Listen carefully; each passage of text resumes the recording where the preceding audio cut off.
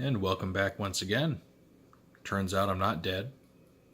Just been real busy and also haven't had a lot to review lately because new releases have been kind of just slowly trickling out. But I do have an exciting review for you guys today. I have the Power of the Primes Deluxe Wave 3 here. The wave includes these 3 Terracons as well as a reissue of Jazz, who is actually slightly changed from the first wave Jazz, where he had the Cybertronics MAGA message scrubbed off of him. So if you want a politics-free Jazz, you can pick him up. I didn't pick up Jazz from this wave because it's just not different enough from the initial run to warrant another purchase for me. So we're just looking at the new figures for this wave. And these figures are Sinner Twin, Cutthroat, and Blot. Now, the fact that these toys have their original 1980s names was very surprising to me, because Sinner Twin and Cutthroat I just assumed were a little too hardcore, a little too, dark for modern toy standards. And then Blot was just such a generic word, I figured it wouldn't be available for copyright. But lo and behold, here we are. And I have to say I'm very happy. Their official names all have the word Terracon in front of their actual name, which is not a big deal.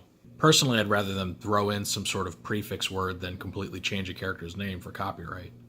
All 3 of these figures, despite looking completely new, are all technically retools of previous Power of the Primes figures. Sinner Twin here is actually a very heavy retool of Snarl from the Dinobots. Cutthroat is a very heavy retool of Swoop. And then Blot here is actually a retool of the other Deluxe Terracon, Rippersnapper. Now, I say retool very carefully because these guys have very few parts actually in common with the figures they're retooled from. If anything, they share more engineering than actual parts. And honestly, this is retooling done right. It's a very clever way for Hasbro to reuse some parts, reuse some engineering, and not have it look like just the same toy. I have, zero buyer's remorse over buying these guys, even though they are technically retools, because they don't look like it. Most people would never know unless they were told. Alright, before I go and transform these guys into the robot modes, here's a look at them with their 2 other Terracon buddies, hun-gurrr and Rippersnapper, so you can see the whole team in their iconic monster modes. Alright, we're going to go in alphabetical order and start this thing off with Blot. Blot's beast mode is supposed to be an ogre, which is not really what I picture when I think of an ogre. This looks more like just some sort of reptile monster, but it looks awesome. Definitely one of my favorite looking figures out of this entire line. He's just got this really interesting shape to him. He's got these big old clawed hands here. He's got this weapon mount that actually has a little peg there for a Prime Master to stand on. There's actually no official way to mount his Prime armor in this mode. It's not shown in the instructions, but pegging it into the port right here on the back seems to be kind of the best and really only way to do it. And it looks good. It kind of looks like it's supposed to be there, especially since he's already got a weapon emplacement here. The mouth on this thing looks like it should move, but it doesn't, even though it is 2 pieces. He's got a Decepticon logo right here that is made to look like his old rub sign, which is neat. Legs do have no articulation in the knees, but some articulation in the ankles. So you can kind of adjust his posture a little bit. Now, this big old hunchback he has is his robot mode legs. So I really like the way they did this. It's not a transformation that you've seen before in this toy line. His robot mode legs just kind of fold all the way back and just become like a hunchback or a backpack for him. I thought that was really neat. He's got some really nice paint apps here, as you can see. If my camera decides to zoom in on him. Got his eyes painted and everything. Some paint here. Yeah, he looks great.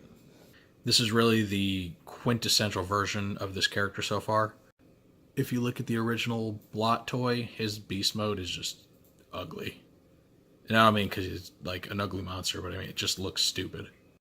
This is such a better interpretation of it, and I absolutely love it. Alright, before I change this guy to his robot mode, I'm going to go ahead and show you something that I just really like about his transformation. So his thumb here on each hand is actually on the same piece as the robot mode fist. So it's really neat because it flips all the way out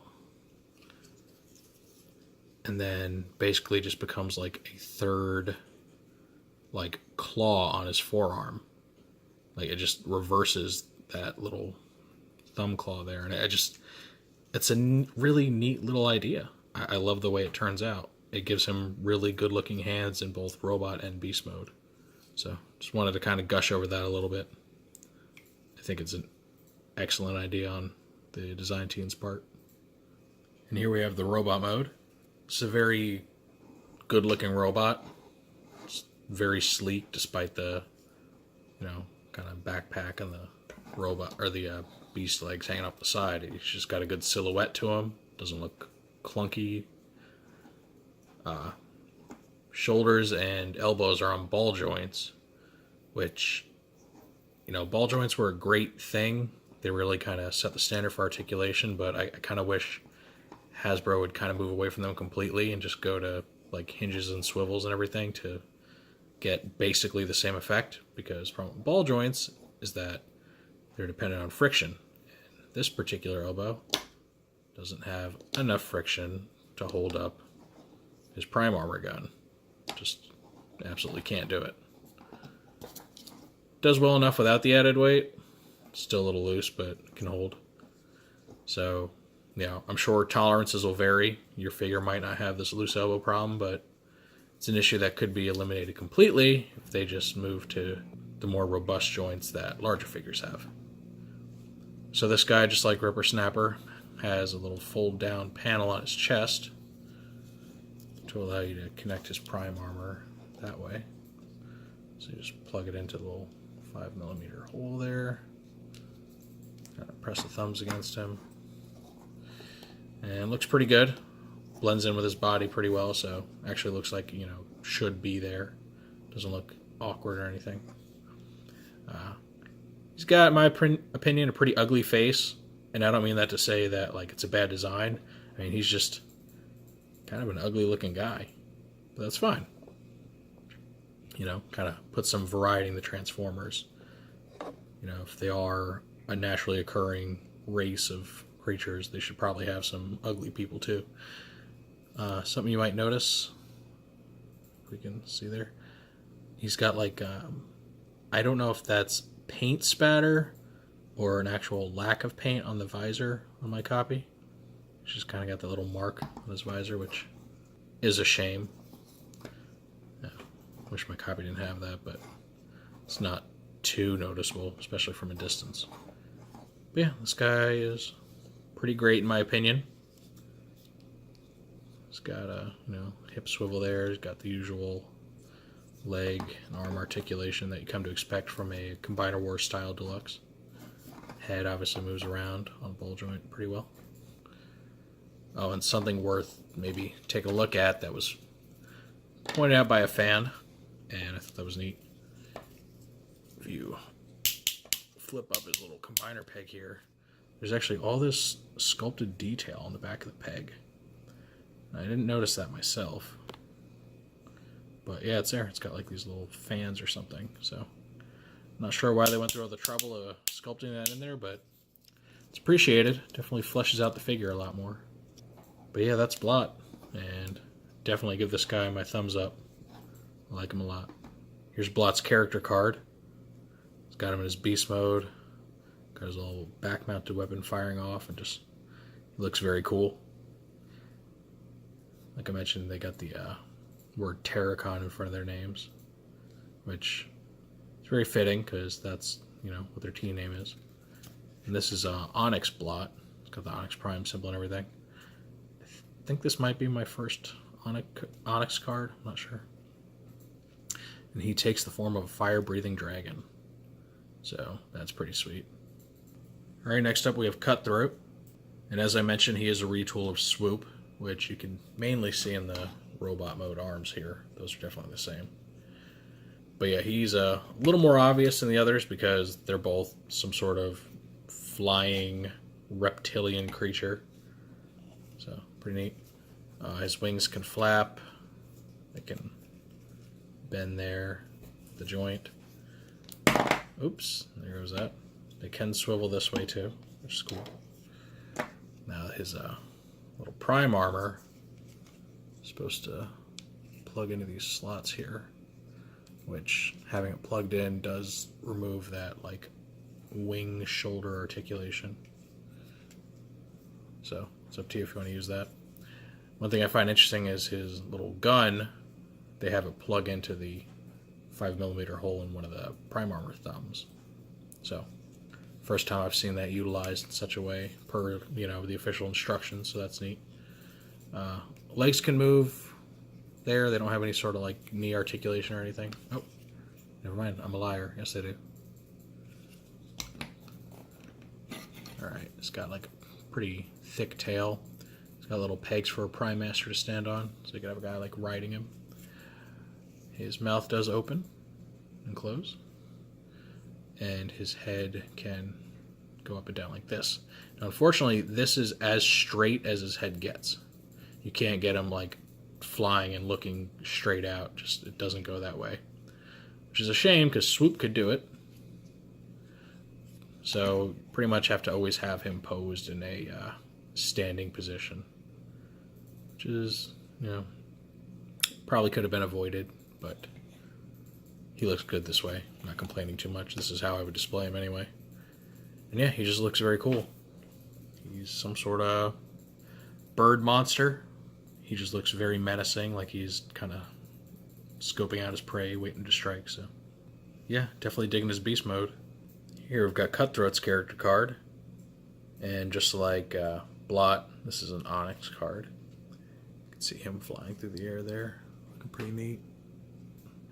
The back of the card names him as Onyx Cutthroat, and his ability is that he banishes enemies to the oblivion of the netherworld. Pretty dark, but for a guy named Cutthroat, it's pretty fitting. Alright, now robot mode is where Cutthroat really starts to look like Swoop. Even though the parts aren't the same, the general motif is, they got the wings on their back, they got that little, like, bird dino head just flat against their chest. And he, I don't know, he works really well. I think Swoop was one of the best looking, if not the best looking Dinobot figures, and this guy kind of borrows from that. He just has a very nice, sleek appearance. Looks like a very fast, agile warrior type. He's got his little gun here, and you might see that the top of his gun has a 3mm peg, which is interesting, because there aren't really many practical uses for it. At least not in this mode. Standard prime armor there. This can detach, and it works the same way that Swoop's does. Flip it down here, and instead of attaching via the big peg, it slots into the sides of the head here, which be a pain because this head is very prone to popping off. It's not attached very securely. There you go. This isn't my favorite type of connection for these. They're a bit looser and, makes the prime armor a little more likely to be knocked off. But, it serves. I'm not as crazy about the way his prime armor looks on him as I am with Blot. Just hangs off a lot more. Looks very unnatural. Now, one fun thing to note is that when this toy was first on display at the big reveal for it, they actually had the wrong head on the figure. They had a completely different head, which is presumably a pre-tooled head that's just used in the mold, and it looked a lot like Wildfly, the monster bot from Monstructor. Which is very fitting because if you look at the alternate modes for these two, they're extremely similar. And it's gotten a lot of people excited because, you know, it brings up the possibility of, ooh, maybe a Monstructor in the future, which I really hope they do. You know, Power of the Primes is coming to an end, but maybe in the upcoming toy line or sometime in the next few years, they might do Monstructor. If they do, I hope they actually go out of their way to create a new torso form that's made of 2 bots like Monstructor is, and not just cheap out and do like a hun-gurrr repaint or something, because that would be very disappointing. Kind of in the same vein as the Combiner Wars Lyo Kaiser, where, you know, there's no Lyozak or Jalgar, it's just evil Skylinks. But tangent aside, like I was saying, I do like the way this guy's robot mode looks. It is very sleek looking. He's got very heroic proportions, despite the fact that he's supposed to be evil and kind of bestial in nature. And now let's move on to Sinner Twin. Sinner Twin's beast mode is some kind of a 2-headed dog-like dragon monster, which I always found to be an odd choice because the team leader, hun-gurrr, already is a 2-headed dragon, so seems a little redundant, but oh well. This guy, I love the colors on him, the way they just pop. You know, you could tell that this character was definitely conceived in the 80s. It's very loud. He's got this cannon on his back, which the original toy actually had too. Hind legs aren't articulated aside from, you know, their hip connection there. He's got 2 tails, which don't really move in this mode, but they're sculpted well, they look nice. His prime armor is all one solid color, so it blends in with him pretty well. And the instructions have you connect it just right there on like the shoulder. See his Decepticon symbol there. His heads have a ton of articulation in them. This I love. So the necks can go up and down and look pretty natural doing it. The heads themselves are on a ball joint, so they get all sorts of articulation, and the mouth's open. I really do like the amount of posability they included with this. It's got a fair amount of paint on him. It's got it here. His horns are painted a nice like purplish color. Teeth are painted, eyes. It's got this metallic painting there. Just painting all the right places. That's what I like to see. Sinner Twin's robot mode does a really good job of channeling his original toy, in that it is very blocky looking in appearance. Though that doesn't mean it actually lacks in articulation in any way. It actually has a full range of articulation. But between his big, like, square chest, his very square head, which mimics the shape of their original toys' heads for Scramble City type combiners, because back then the heads were the connector points. Instead of having dedicated pegs like they do now, this is where they plugged into their torso bot. He's got a really neat little touch where it's a 2-step transformation from Beast Mode to Robot Mode arms, where his Beast Mode feet like fold all the way back and plug in, and then the arms swing out from the inside. And they're pretty tight too. It reminds me a lot of the Combiner Wars Prowl mode, where it's kind of a pain to pull those little robot fists out. Beast Mode heads just kind of hang off the back there. You know, a little unsightly, but doesn't really detract from the figure in any way. Just kind of helps show that he is indeed some sort of monster. He's got some nice bicep swivel there, which I like. And yeah, pretty cool. He has a Decepticon symbol that looks like a rub sign, just like Blot does. Yeah. His waist does articulate, albeit very tightly. Have to use a bit of force, especially to turn it this direction, which may be unique to my copy. I don't know. The prime armor attaches to the permanently exposed hole in his chest there. So just works in much the same way as Blot's. There. And just like Blot's, it does appear a little more natural than it does on Cutthroat. Doesn't look like he's just got this awkward thing sticking out the front of him. So yeah, that's Sinner Twin. Admittedly, he probably has my least favorite robot mode out of the 3. Not that it's bad in any way, I just like it a little bit less than the other two, because the other two are just that impressive. I do love his colors, though. They really do kind of just highlight the loudness of the Terracons compared to, much more muted colors of, say, like Menasor. Here's Sinner Twin's character card. Got him as beast mode, stomping around, looking like he's about to breathe fire or something. And this is the Nexus Prime symbol, which, if I remember, I think this is also my first. And Nexus Sinner Twin combines with others to hunt for bigger trouble, which is very fitting for the character's personality. And here's a good look at our three guys along with their two teammates in the robot mode. So now we have, the Terracons just out in force. And this is a good lead into, probably the main attraction of this video, which is taking a look at Abominus himself. But, just want to give everyone a good look at these guys together. The five of them really just do look fantastic. They're all brightly colored. They'll have a lot of personality, a lot of attitude to them. And the three from this wave are definitely the most standout, in terms of color and brightness and everything. The other two are kind of drab by comparison. Alright, so I'm going to go ahead, combine all these guys into Abominus. We're going to look at him in standard and alternate configurations, just so you can see each of these dudes in their respective arm and leg modes. And then I'll give some final thoughts. And after months of waiting, we finally have Abominus.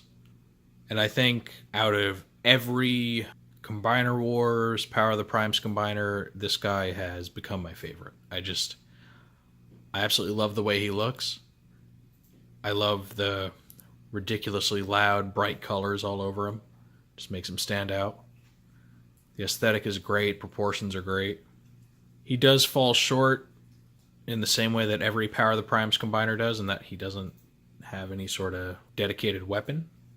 That's more a fault of the toy line and not, the figure itself. They could have easily included weapons. This guy looks really great. He's very sturdy. He doesn't really have any ratchet issues that make him stand in weird positions. He doesn't lean forward too much or back too much. Here we have the alternate configuration. You can see there's not a huge difference in the parts arrangement of the limbots compared to the other way around. Really, it's just a matter of whether or not their legs are fully extended. From an aesthetic standpoint, I think the best looking combination is kind of a halfway between the two. I would personally put Blot and Sinner Twin as the legs because they're the bulkiest, and then have Ripper Snapper and Cutthroat as the arms. They're a little more thin looking. And then I love this mold for an arm, vice a leg. This is actually how Volcanicus has Swoop as his arm. And it just looks really good. It's kind of got the wings there. You can choose to fan him out a little more if you want him to look a little more impressive, up to you. But, it's not the default configuration. It's not what people expect to see when they see Abominus, but it's an option. Overall, everything about this guy is just great. In my opinion, his only, downside or downfall is that his back is pretty hollow. You can see there, not a whole lot going on back there. It looks pretty thin. You can see I got Cutthroat's gun stored just kind of across the back of him there, because his instructions don't give you a place to actually place that gun. He does have, if you can see it, there's a 3mm hole right there in the chest, which doesn't serve any other purpose, so I think maybe that is meant to hold the gun there, but I don't really like the way it looks, so I'm going to opt to just keep it in the back where it's out of sight. I'm not really crazy about weapons hanging off combiners and looking kind of silly, which is why I wish there was a better place to put this thing. But yeah, this guy is just absolutely fantastic. I hate that we had to wait so long to get the completed combiner. We thought Hasbro had learned their lesson partway through Combiner Wars when they saw that releasing teams throughout different waves just doesn't do anyone any favors, but I don't know, they seem to have forgotten about that with this new toy line. Because between the Sky and Volcanicus, each one took months to complete, instead of just picking them all up in the same wave. But yeah, this guy, I mean, I think is just absolutely excellent. He gets extra points for being the only combiner of this toy line to be able to hide away his Enigma of Combination when it's attached. I pointed that out in the hun-gurrr review, but I'll show you guys again. See it there. Just you can have it displayed because it does look pretty cool, or just tuck it away if you want a cleaner look. Yeah, either way, up to you. Where would Abominus be without his arch nemesis Computron? After several years, we can finally enact some pretty cool battle scenes between these two. Bitter enemies, you know, you got Brains and Brawn here. And because of Computron's specialized feat, these two actually stand at almost the exact same height, despite being from the two different toy lines. So it's a big plus. And they make a really good contrast to one another. You know, both thematically, you know, you have the Technobots, right? They're all futuristic vehicles and machines. You know, Terracons are a bunch of vicious animals. Computron is hyper intelligent. Abominus is dim-witted but very, very violent and aggressive. And then whereas Computron has a more unified color scheme, Abominus's colors are just all over the place. So, I mean, these two are just opposites in every way. And they just look absolutely great squared off against each other. So yeah, definitely can't wait to have these two on the shelf next to each other. And there we have it. The Power of the Primes Wave 3 Deluxes and Abominus as a whole. I absolutely enjoyed receiving these figures. I really enjoyed doing a review for them and just kind of showing them off to anyone that hasn't gotten a good look at them yet. I really hope, you know, for anyone looking for them, they show up in your area soon. Mine were obtained at a Walmart here in South Jersey, so, you know, Walmart is definitely the place to look right now. And this guy is absolutely worth the wait. He's absolutely worth, you know, the price. The only thing that could have made him better was, you know, the inclusion of some combiner weapons. But, you know, again, it's a line-wide problem, not really an issue with the toy itself. Plus, I'm sure if you're into the whole upgrade kits or, you know, any sort of third-party thing, they'll have plenty of that coming down the pike. So, I'm going to go ahead and end it here. Hope you guys enjoyed the review. Hope anyone that obtains Abominus enjoys this just absolutely wonderful combiner. Feel free to let me know what you think of this guy or what you think of the review. If I missed anything you want to point out, definitely love hearing from you guys. And with all that said, I will see you next time.